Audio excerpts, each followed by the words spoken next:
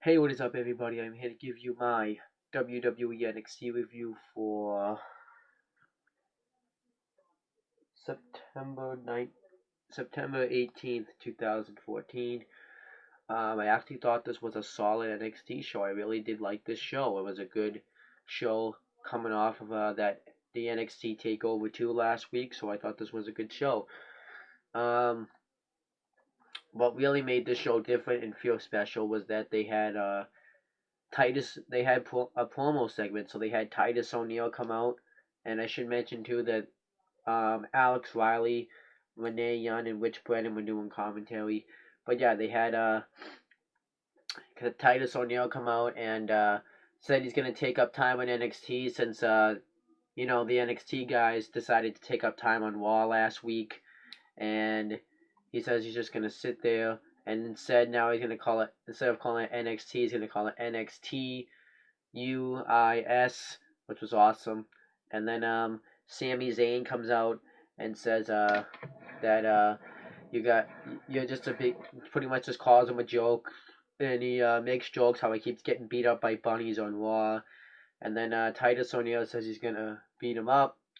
And then Adrian Neville comes out, the NXT champion, and he says that he should be the one defending NXT since he's the champion.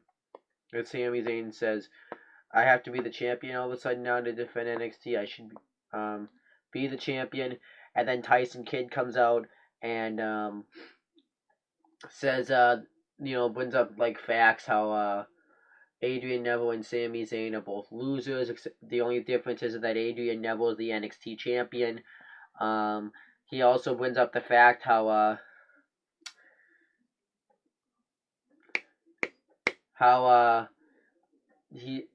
Sami Zayn is upset by the way Adrian Neville retained his title last week, but that's just what anybody does to retain their title.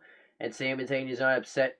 Sami Zayn said that he's not upset about it, but it's just something that he wouldn't do. Adrian Neville says that you wouldn't be it. That's why you're not the NXT champion. And Titus O'Neil says he's just here to make a statement.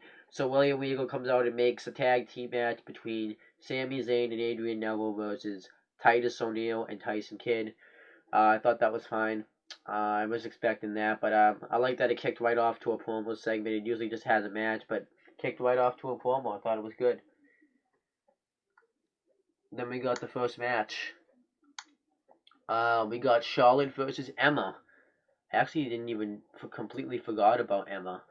At first, Emma's doing her dance, and then Charlotte grabs the NXT Women's title because she's the NXT Women's Champion and rubs it in her face. Then they start wrestling, and Charlotte wins with a bow down to the Queen, and that's really about it. Really, nothing else happened.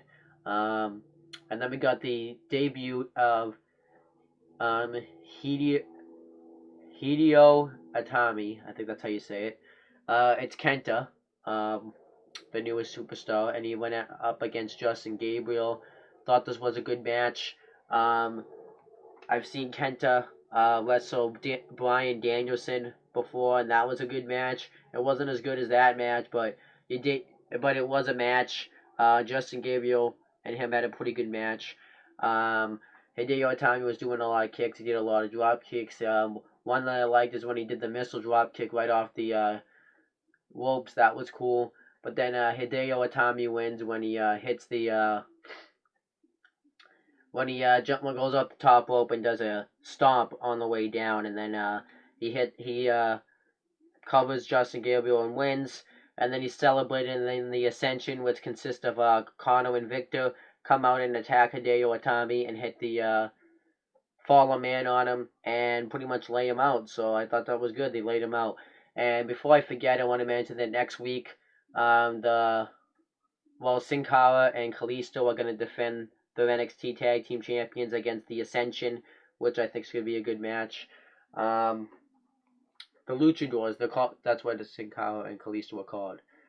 And then we get CJ Parker versus Baron Corbin. I think is actually how you say it. He squashes him again pretty much, except this time it was like a minute.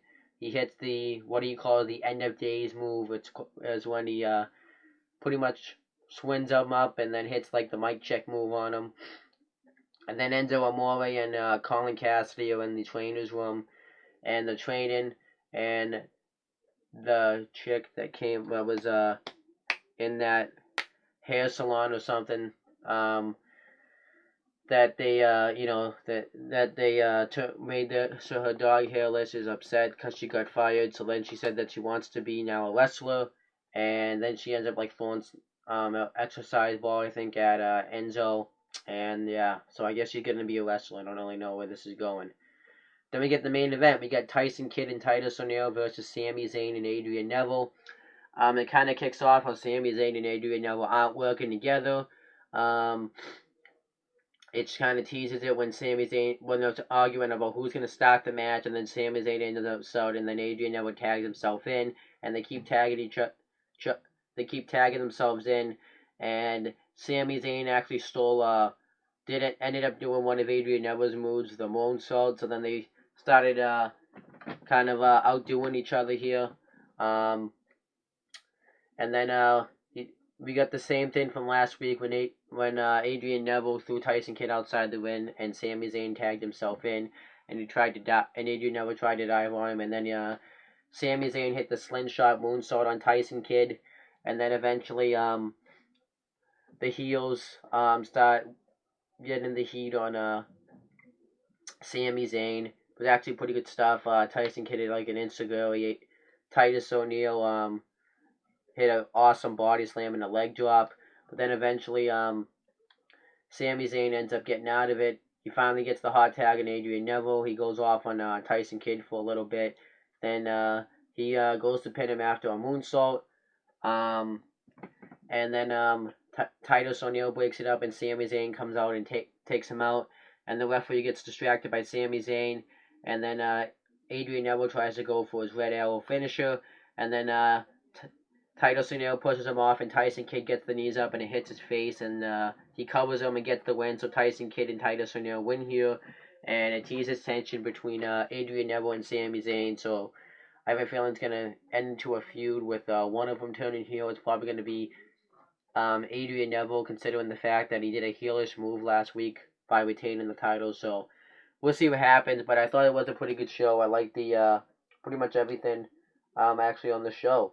Maybe except the CJ Parker Baron Corbin match. That was tolerable though. Actually, I don't mind Baron Corbin, I guess. But everything was pretty good this week. So that's all I have to say, guys. Subscribe and peace out.